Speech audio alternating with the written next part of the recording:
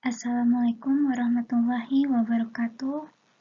Mohon izin Pak Seno dan rekan-rekan, pada kesempatan kali ini kelompok kami akan mempresentasikan chapter 24 yaitu mengenai completing the audit. Anggota kelompok kami adalah Rahmi Puji Rahayu, Rohmin Chandra Kusuma, Teddy Saputra, dan Tia Novalia. Memasuki Learning Objective 1, yaitu melakukan pengujian tambahan untuk penyajian dan pengungkapan. Perlu kita ketahui pada chapter-chapter sebelumnya, kita telah mempelajari 3 tahap pertama dari prosedur audit, yaitu yang pertama, merencanakan dan merancang pendekatan audit. Yang kedua, melaksanakan pengujian pengendalian dan pengujian substantif. Yang ketiga, melaksanakan prosedur analitis dan pengujian rincian saldo. Nah, pada chapter ini akan difokuskan pada tahap keempat, yaitu menyelesaikan audit dan menerbitkan laporan audit. Tahap terakhir dari prosedur audit ini menuntut tinjauan audit yang cermat dan bijaksana oleh orang yang berpengalaman dan berpengetahuan. Selain meninjau hasil, beberapa aspek lain dalam menyelesaikan audit sangat penting bagi keberhasilan suatu audit. Sebagai bagian dari tahap keempat audit ini, auditor mengevaluasi bukti yang mereka peroleh selama 3 tahap pertama untuk menentukan apakah mereka harus melakukan tambahan prosedur untuk penyajian dan tujuan terkait pengungkapan. Pengujian tambahan untuk penyajian dan pengungkapan. Auditor melakukan pendekatan untuk memperoleh bukti untuk tujuan audit yang berhubungan dengan penyajian dan pengungkapan. Konsisten dengan bagaimana mereka melakukan pendekatan untuk memperoleh bukti untuk tujuan audit yang berkaitan dengan transaksi saldo.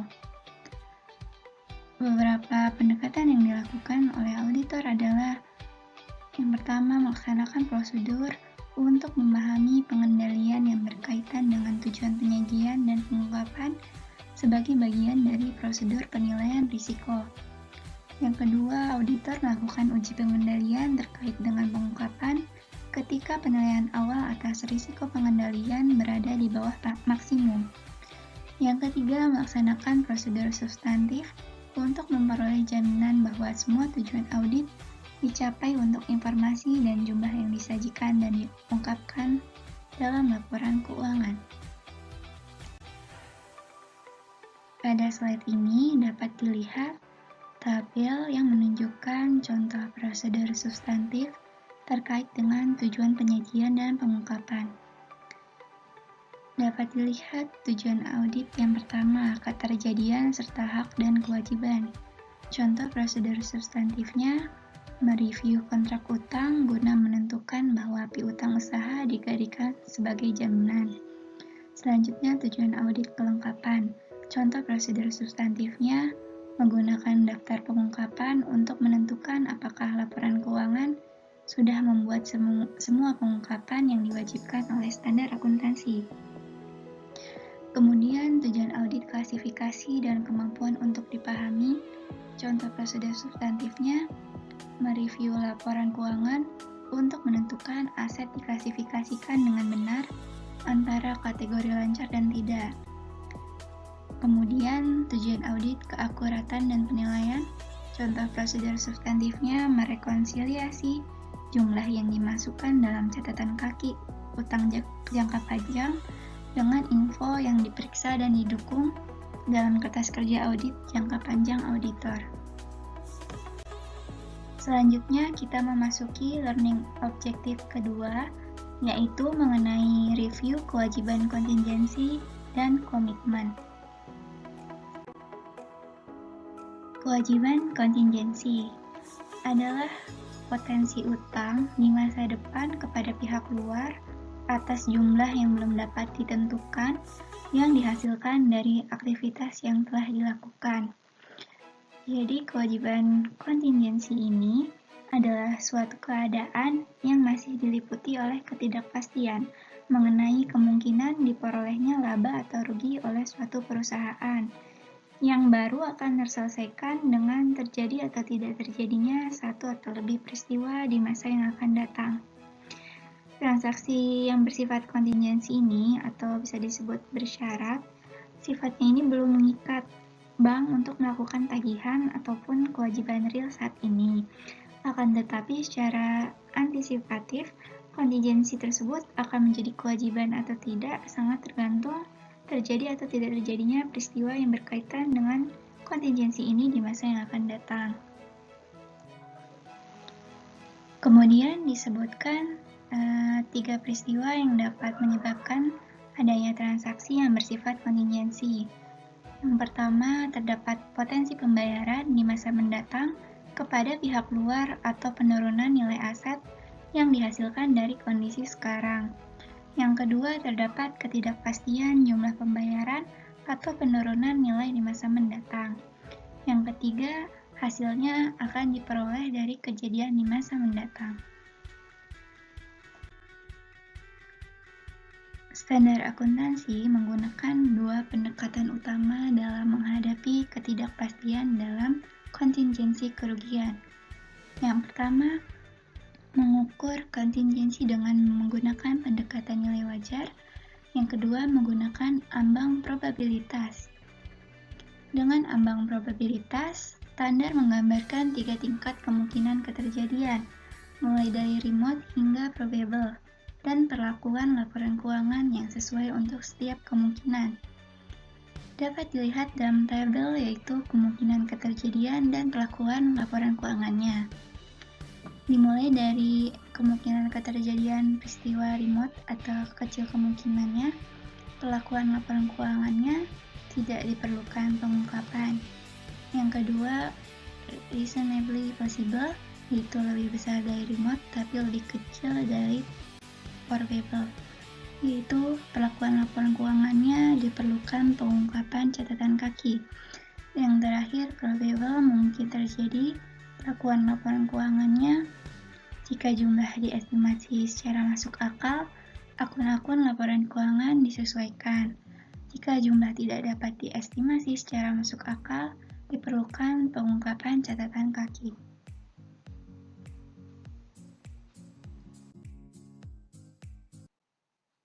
Kewajiban kontingensi yang mendapatkan perhatian dari auditor adalah diantaranya tuntutan tertunda atau pending untuk pelanggaran paten, kewajiban produk, atau tindakan lainnya. Kemudian perselisihan pajak penghasilan, garansi produk, diskoto wesel tagih, jaminan untuk kewajiban orang lain, dan saldo letter of credit yang beredar yang tidak digunakan. Tujuan auditor melakukan verifikasi kewajiban kontingensi adalah yang pertama, mengevaluasi perlakuan akuntansi atas kewajiban kontingensi yang diketahui untuk menentukan apakah manajemen telah mengklasifikasikan kontingensi dengan benar. Yang kedua, untuk mengidentifikasi praktek kontingensi yang belum diidentifikasi oleh manajemen.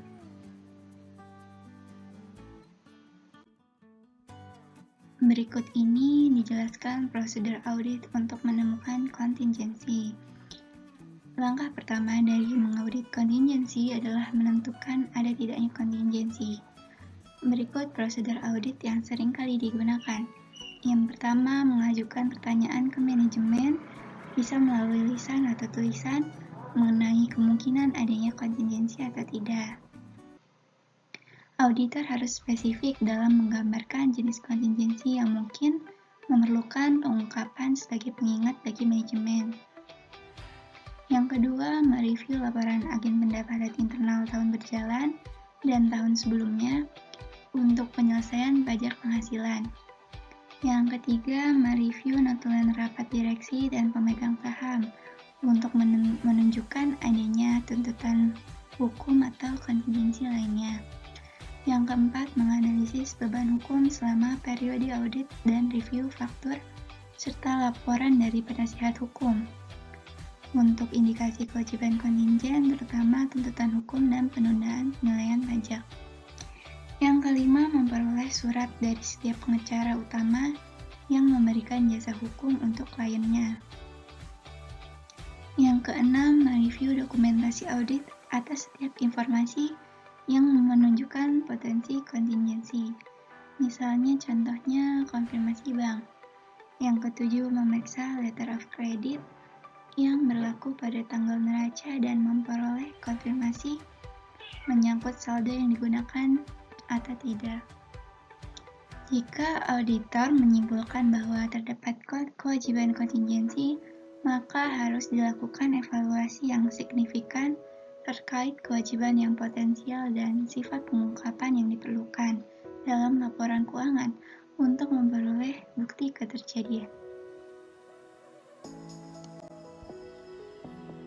Izin Pak Seno dan rekan-rekan melanjutkan pembahasan pada Learning Objective 3, mendapatkan dan mengevaluasi surat dari pengacara klien. Meminta keterangan dari pengacara klien merupakan prosedur utama yang diandalkan auditor untuk mengevaluasi litigasi yang diketahui atau klaim lain terhadap klien. Pernyataan standar pengacara klien harus mencakup hal-hal berikut. Sebuah daftar termasuk ancaman litigasi yang menunggu keputusan dan klaim atau penilaian yang tegas atau tidak tegas yang melibatkan keterlibatan signifikan pengacara. Daftar ini biasanya disiapkan oleh manajemen, tetapi manajemen dapat meminta pengacara menyiapkan daftar tersebut. Permintaan agar pengacara memberikan informasi atau komentar tentang kemajuan setiap item yang terdaftar.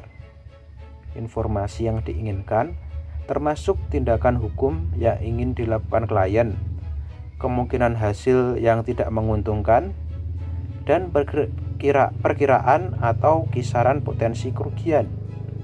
Permintaan firma hukum untuk mengidentifikasi tindakan hukum yang menunggu atau mengancam, atau pernyataan bahwa daftar klien sudah lengkap. Pernyataan yang menginformasikan tanggung jawab pengacara untuk menginformasikan manajemen masalah hukum yang memerlukan pengungkapan dalam laporan keuangan dan untuk menanggapi langsung kepada auditor. Jika pengacara memilih untuk membatasi tanggapan, alasan untuk melakukannya harus dicantumkan dalam surat tersebut. Selanjutnya, Learning Objective 4. Review untuk kejadian pada periode selanjutnya. Auditor harus mereview transaksi dan peristiwa yang terjadi setelah tanggal neraca untuk menentukan apakah transaksi atau peristiwa tersebut mempengaruhi penyajian atau pengungkapan wajar laporan periode yang diaudit. Tanggung jawab auditor untuk meninjau kejadian berikutnya biasanya terbatas pada periode yang dimulai dengan tanggal neraca dan diakhiri dengan tanggal laporan auditor. Akibatnya, peninjauan kejadian berikutnya harus diselesaikan menjelang akhir audit. Figur 24.3 menunjukkan periode yang dicangkup oleh tinjauan kejadian berikutnya dan waktu tinjauan tersebut. Ada dua tipe kejadian pada periode selanjutnya yang membutuhkan pertimbangan dan evaluasi dari auditor. Kejadian pertama yaitu yang memiliki pengaruh langsung terhadap laporan keuangan dan memerlukan penyesuaian.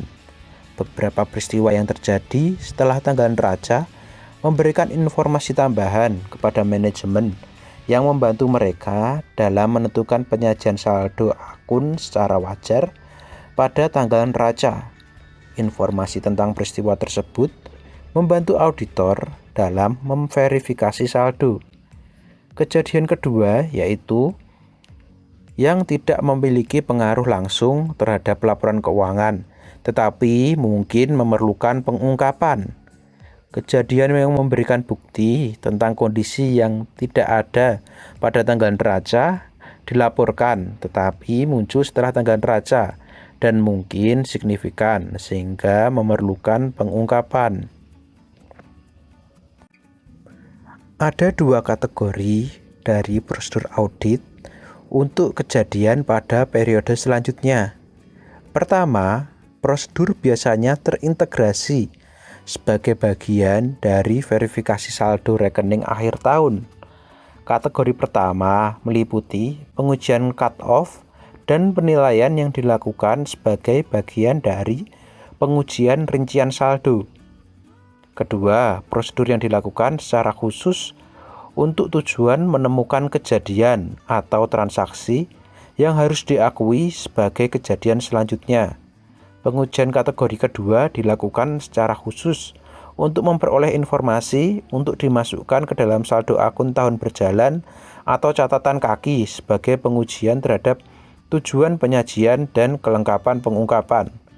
Pengujian ini meliputi meninjau catatan yang dibuat setelah tanggal neraca, meninjau laporan internal yang dibuat setelah tanggal neraca, memeriksa berita acara yang dikeluarkan setelah tanggal neraca, korespondensi dengan pengacara, meminta keterangan dari manajemen, dan mendapatkan surat representasi.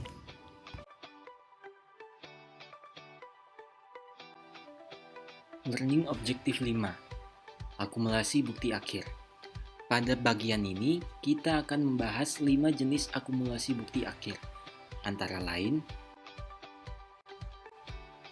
yang pertama, melakukan prosedur analitis akhir. Standar auditing mengharuskan auditor untuk melakukan prosedur analitis selama penyelesaian audit. Prosedur ini berguna sebagai tinjauan akhir untuk kesalahan penyajian material atau masalah keuangan yang tidak dicatat selama pengujian lain dan untuk membantu auditor mengambil tujuan akhir dalam melihat laporan keuangan. Ketika melakukan prosedur analitis, selama tahap review akhir, partner umumnya membaca laporan keuangan, termasuk catatan kaki, dan mempertimbangkan kecukupan bukti yang dikumpulkan tentang saldo akun yang tidak biasa atau tidak terduga, atau hubungan yang diidentifikasi selama perencanaan atau saat melaksanakan audit. Mitra juga mempertimbangkan saldo atau hubungan akun yang tidak biasa atau tidak terduga yang sebelumnya tidak diidentifikasi. Hasil dari prosedur analitis akhir mungkin menunjukkan bahwa bukti audit tambahan diperlukan.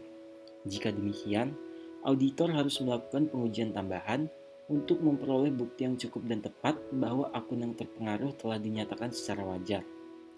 Jika hubungan yang tidak terduga disebabkan oleh kesalahan penyajian klien yang diidentifikasi dalam pengujian tambahan, auditor harus mengusulkan penyesuaian untuk memperbaiki kesalahan penyajian jika material. Yang kedua, evaluasi asumsi kelangsungan masalah. Standar audit mengharuskan auditor untuk mengevaluasi apakah ada keraguan substansial tentang kemampuan klien untuk melanjutkan kelangsungan hidupnya setidaknya selama 1 tahun setelah tanggal neraca. Penilaian akhir tentang status kelangsungan usaha entitas diinginkan setelah semua bukti diakumulasikan dan penyesuaian audit yang diusulkan telah dimasukkan ke dalam laporan keuangan. Ketika auditor memiliki keraguan tentang asumsi kelangsungan hidup, mereka harus mengevaluasi rencana manajemen untuk menghindari kebangkrutan dan kelayakan pencapaian rencana ini. Membuat keputusan akhir apakah akan menerbitkan laporan dengan paragraf penjelasan kelangsungan usaha dapat memakan waktu dan sulit, terutama selama penurunan ekonomi. Yang ketiga, mendapatkan surat representasi manajemen. Standar audit mengharuskan auditor untuk mendapatkan representasi tertulis dari manajemen. Biasanya, dalam surat representasi yang mendokumentasikan representasi lisan terpenting manajemen yang dibuat selama audit.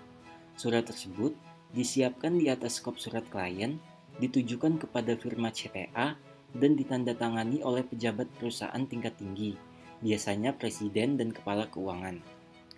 3 tujuan surat representasi klien antara lain: 1. Untuk memberi kesan kepada manajemen tentang tanggung jawabnya atas asersi dalam laporan keuangan. Mudah bagi manajemen untuk melupakan bahwa mereka bertanggung jawab, bukan auditor, atas penyajian laporan keuangan secara wajar, terutama di perusahaan kecil yang kekurangan personil dengan keahlian di bidang akuntansi. 2. Untuk mengingatkan manajemen tentang potensi salah saji atau kelalaian dalam laporan keuangan. Sebagai contoh, jika surat representasi menyertakan referensi ke aset yang dijaminkan dan kewajiban kontingensi, manajemen yang jujur mungkin diingatkan tentang kegagalan yang tidak disengaja untuk mengungkapkan informasi secara memadai yang membantu memenuhi tujuan penyajian dan pengungkapan kelengkapan. Untuk memenuhi tujuan ini, surat perwakilan harus cukup rinci untuk mengingatkan manajemen. 3. Mendokumentasikan tanggapan dari manajemen atas pertanyaan tentang berbagai aspek audit. Ini memberikan dokumentasi tertulis dari representasi klien jika terjadi perselisihan atau gugatan antara auditor dan klien. Surat representasi juga membantu mengurangi kesalahpahaman antara manajemen dan auditor. Standar audit menyarankan 4 kategori hal khusus yang harus dimasukkan. Antara lain, 1. Laporan keuangan. Sebagai contoh, pengakuan manajemen atas tanggung jawabnya atas penyajian laporan keuangan secara wajar. 2. Kelengkapan informasi. Contohnya, ketersediaan semua catatan keuangan dan data terkait. 3. Pengakuan, pengukuran, dan pengungkapan. Contohnya, keyakinan manajemen bahwa dampak dari kesalahan penyajian laporan keuangan yang tidak dikoreksi tidak material terhadap laporan keuangan. Yang keempat, peristiwa selanjutnya. Contohnya, kebangkrutan pelanggan utama dengan piutang tak tertagih pada tanggal neraca. Standar audit PCAOB mengharuskan auditor untuk mendapatkan representasi tertulis dari manajemen tentang tanggung jawabnya atas pengendalian internal atas pelaporan keuangan dan kesimpulan manajemen tentang efektivitas pengendalian internal atas pelaporan keuangan pada akhir periode fiskal. Auditor perusahaan publik dapat memperoleh surat representasi gabungan untuk audit laporan keuangan dan audit pengendalian internal. Surat representasi klien adalah pernyataan tertulis dari sumber yang tidak bergantung dan oleh karena itu tidak dapat dianggap sebagai bukti yang dapat diandalkan. Namun, surat tersebut memberikan dokumentasi bahwa manajemen telah ditanyai pertanyaan tertentu untuk memastikan bahwa manajemen memahami tanggung jawabnya dan untuk melindungi auditor jika manajemen mengajukan klaim kepada auditor. Dalam beberapa audit, auditor mungkin menemukan bukti lain yang bertentangan dengan pernyataan dalam surat representasi. Dalam kasus seperti itu, auditor harus menyelidiki keadaan dan mempertimbangkan apakah representasi dalam surat tersebut dapat diandalkan. 4. Mempertimbangkan informasi tambahan sehubungan dengan laporan keuangan secara keseluruhan. Klien sering memasukkan informasi tambahan di luar laporan keuangan dasar dalam materi yang disiapkan untuk manajemen atau pengguna luar. Standar auditing mengacu pada informasi tambahan ini sebagai informasi tambahan sehubungan dengan laporan keuangan secara keseluruhan. Auditor harus dengan jelas membedakan tanggung jawab audit dan pelaporan mereka untuk laporan keuangan utama dan untuk informasi tambahan. Biasanya, auditor belum melakukan audit yang cukup rinci untuk membenarkan pendapat atas informasi tambahan tersebut. Namun, dalam beberapa kasus, auditor dapat dipekerjakan oleh klien untuk melaporkan informasi tambahan yang menyertai laporan keuangan dasar. Untuk menyelesaikan perikatan tersebut, informasi tambahan harus diperoleh dari catatan akuntansi yang digunakan untuk menghasilkan laporan keuangan dasar dan mencakup periode waktu yang sama dengan laporan keuangan dasar. Selain itu, auditor tidak dapat mengeluarkan opini yang merugikan atau tidak menyatakan opini atas laporan keuangan dasar. Ketika melaporkan informasi tambahan, auditor menggunakan materialitas yang sama seperti yang digunakan untuk membuat opini atas laporan keuangan dasar. Akibatnya, prosedur tambahan yang diperlukan menjadi kurang luas dibandingkan jika auditor mengeluarkan opini atas informasi yang diambil sendiri. Laporan auditor atas informasi tambahan dapat berupa penjelasan paragraf penjelasan, hal lain setelah paragraf opini, dalam laporan auditor atas laporan keuangan atau dalam laporan terpisah atas informasi tambahan. Jika auditor menyimpulkan bahwa informasi tambahan secara material salah dalam hubungannya dengan laporan keuangan secara keseluruhan, auditor harus meminta manajemen untuk merevisi informasi tambahan tersebut. Jika manajemen tidak membuat modifikasi yang diperlukan, auditor harus mengubah opini auditor atas informasi tambahan dan menjelaskan kesalahan penyajian dalam laporan auditor. Jika laporan terpisah tentang informasi tambahan diterbitkan, auditor harus menahan laporan auditor atas informasi tambahan tersebut. Yang kelima, membaca informasi lainnya dalam laporan tahunan. Standar auditing mengharuskan auditor untuk membaca informasi lain yang termasuk dalam laporan tahunan yang berkaitan langsung dengan laporan keuangan. Jika auditor menyimpulkan bahwa terdapat ketidakkonsistenan material, mereka harus meminta klien untuk mengubah informasi. Jika klien menolak, yang tidak biasa, auditor harus memasukkan paragraf penjelasan dalam laporan audit atau menarik diri dari perikatan. Learning Objective 6. Evaluasi akhir.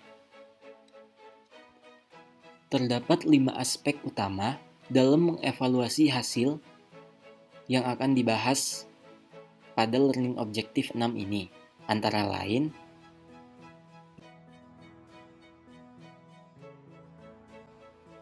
1. Bukti yang cukup dan tepat. Untuk membuat evaluasi akhir, apakah bukti yang cukup dan tepat telah dikumpulkan? Auditor menelaah dokumentasi audit untuk keseluruhan audit untuk menentukan apakah semua golongan material dari transaksi, akun, dan pengungkapan telah diuji secara memadai dengan mempertimbangkan semua kondisi audit. Jika auditor menyimpulkan bahwa bukti yang cukup belum diperoleh untuk memutuskan apakah laporan keuangan disajikan secara wajar, mereka memiliki 2 pilihan.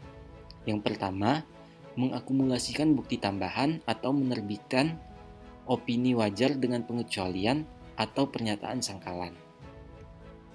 Yang kedua, bukti mendukung opini auditor. Bagian penting dalam mengevaluasi apakah laporan keuangan dinyatakan secara wajar melibatkan penelaahan auditor atas ringkasan kesalahan penyajian yang ditemukan dalam audit. Jika salah satu kesalahan penyajian material, auditor harus mengusulkan agar klien mengkoreksi laporan keuangan. Mungkin sulit untuk menentukan jumlah penyesuaian yang tepat, karena jumlah pasti salah saji mungkin tidak diketahui jika melibatkan estimasi atau termasuk estimasi untuk risiko pengambilan sampel. Namun demikian, auditor harus memutuskan penyesuaian yang diperlukan. Selain kesalahan penyajian material secara individual, seringkali terdapat beberapa kesalahan penyajian langsung yang tidak disesuaikan oleh klien. Auditor harus menggabungkan salah saji tidak material secara individual untuk mengevaluasi apakah jumlah gabungan tersebut material. Mereka dapat menyimpan catatan kesalahan penyajian ini dan menggabungkannya dengan cara yang berbeda. Namun, banyak auditor menggunakan jadwal audit salah saji yang tidak disesuaikan atau ringkasan dari kemungkinan kesalahan pernyataan. Auditor juga diharuskan untuk mempertimbangkan dampak kesalahan penyajian pada laporan keuangan tahun berjalan yang diidentifikasi pada tahun sebelumnya yang tidak dikoreksi. Jika auditor yakin bahwa terdapat cukup bukti, tetapi mereka menyimpulkan bahwa laporan keuangan disajikan secara wajar, mereka sekali lagi memiliki 2 pilihan, yaitu pernyataan harus direvisi untuk kepuasan auditor atau opini kualifikasi atau opini negatif harus dikeluarkan. Yang ketiga, pengungkapan laporan keuangan. Sebelum menyelesaikan audit, auditor harus membuat evaluasi akhir apakah pengungkapan dalam laporan keuangan memenuhi semua tujuan penyajian dan pengungkapan. Sebagai bagian dari tinjauan akhir untuk pengungkapan laporan keuangan, banyak perusahaan CPA membutuhkan penyelesaian daftar periksa pengungkapan laporan keuangan untuk setiap audit. Kuesioner ini dirancang untuk mengingatkan auditor tentang masalah pengungkapan umum dalam laporan keuangan dan untuk memfasilitasi penelaahan akhir dari seluruh audit oleh mitra independen.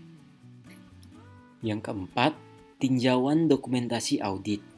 Terdapat 3 alasan mengapa anggota KAP yang berpengalaman harus benar-benar meninjau dokumentasi audit pada saat penyelesaian audit. Antara lain, 1. Untuk mengevaluasi kinerja personil yang tidak berpengalaman.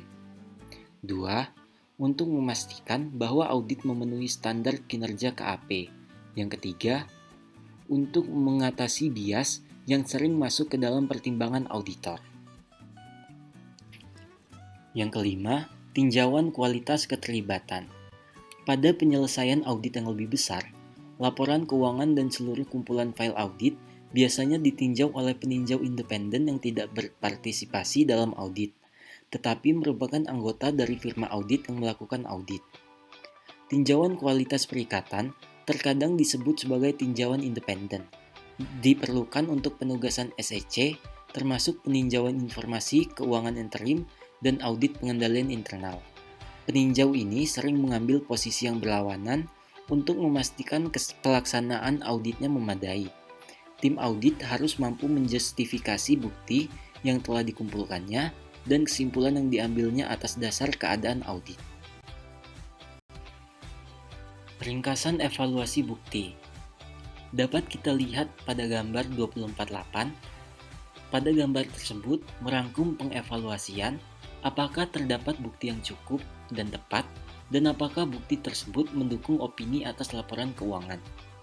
Ini menunjukkan bahwa auditor mengevaluasi kecukupan dan kesesuaian bukti dengan terlebih dahulu mengevaluasi risiko audit yang dicapai menurut akun dan siklusnya, dan kemudian membuat evaluasi yang sama untuk laporan keuangan secara keseluruhan. Auditor juga mengevaluasi apakah bukti tersebut mendukung opini audit dengan terlebih dahulu mengestimasi salah saji di setiap akun dan kemudian untuk laporan keuangan secara keseluruhan. Dalam praktiknya, evaluasi atas risiko audit yang dicapai dan estimasi salah saji dilakukan pada waktu yang bersamaan. Atas dasar evaluasi tersebut, laporan audit diterbitkan untuk laporan keuangan. Sebelum menerbitkan laporan audit, auditor harus menunggu untuk memutuskan laporan audit yang tepat untuk diterbitkan sampai semua bukti telah dikumpulkan dan dievaluasi, termasuk semua langkah penyelesaian audit yang dibahas selama ini. Karena laporan audit adalah satu-satunya hal yang dilihat sebagai sebagian besar pengguna dalam proses audit. Dan konsekuensi dari penerbitan laporan yang tidak tepat bisa sangat parah. Laporan tersebut harus benar. Ketika perusahaan CPA memutuskan bahwa laporan standar yang tidak dimodifikasi tidak sesuai, hampir pasti akan ada diskusi ekstensif di antara mitra teknis di perusahaan CPA dan seringkali dengan personil klien. Sebagian besar perusahaan CPA memiliki manual pelaporan audit yang komprehensif untuk membantu mereka memilih kata-kata yang tepat dari laporan yang mereka putuskan untuk diterbitkan. Selamat pagi Pak Seno dan rekan-rekan. Kita akan masuk ke learning objektif yang ke-7, yaitu berkomunikasi dengan komite audit dan manajemen. Setelah audit selesai, ada beberapa komunikasi yang potensial dari auditor dapat dikirimkan kepada komite audit atau pihak lain yang berhak. Di antaranya termasuk komunikasi tentang kecurangan dan tindakan ilegal yang terdeteksi, kemudian defisiensi pengendalian internal, kemudian komunikasi lain dengan komite audit, dan ada surat manajemen. Kita akan bahas satu persatu, dimulai dengan komunikasi tentang kecurangan dan tindakan ilegal yang terdeteksi. Terlepas dari materialitasnya, semua kecurangan dan tindakan ilegal harus dilaporkan ke komite audit. Tujuannya adalah untuk membantu komite audit dalam menjalankan peran pengawasannya atas laporan keuangan yang dapat diandalkan. Kemudian, defisiensi pengendalian internal. yaitu mengkomunikasikan secara tertulis defisiensi pengendalian internal yang signifikan dan kelemahan yang material dalam perancangan atau pengoperasian pengendalian internal.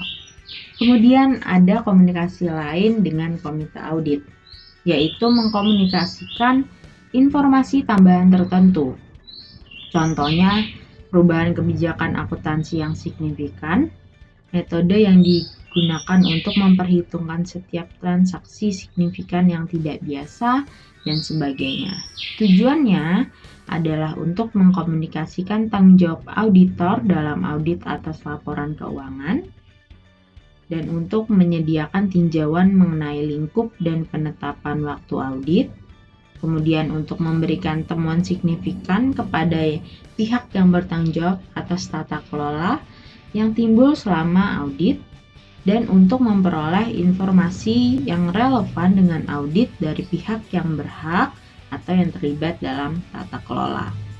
Dan yang terakhir mengenai surat manajemen, yaitu untuk memberitahu personil klien mengenai rekomendasi akuntan publik guna memperbaiki setiap bagian bisnis klien. Surat manajemen ini bersifat opsional dan ditujukan untuk membantu klien mengoperasikan bisnisnya secara lebih efektif dan efisien.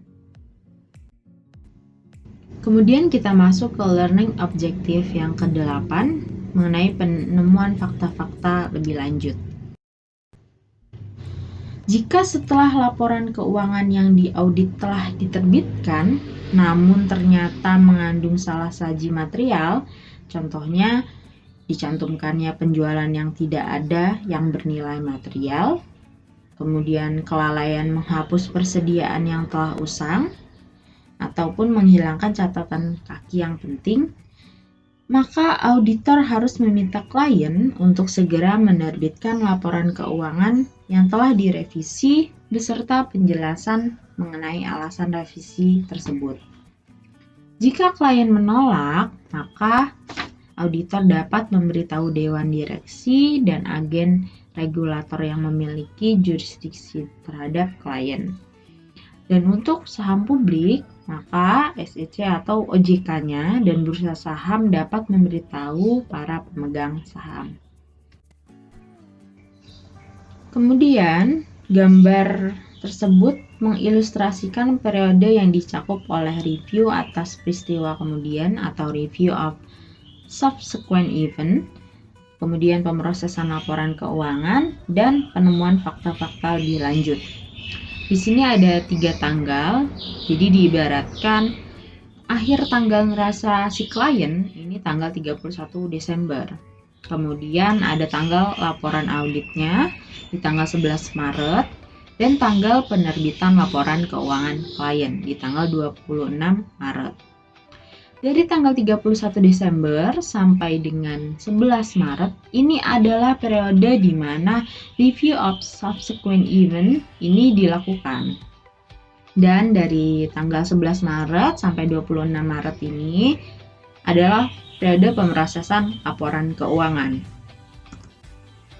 Auditor tidak bertanggung jawab mereview peristiwa kemudian atau review of subsequent event setelah tanggal laporan audit. Jadi di tanggal 11 Maret ini batas review atas peristiwa kemudian, review of subsequent event.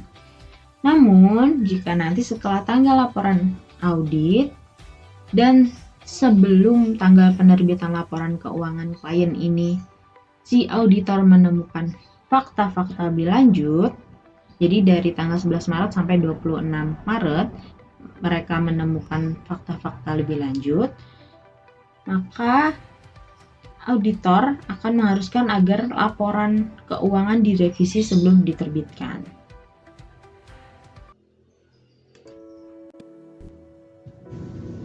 Sekian presentasi dari kelompok kami, kurang lebihnya mohon maaf. Terima kasih.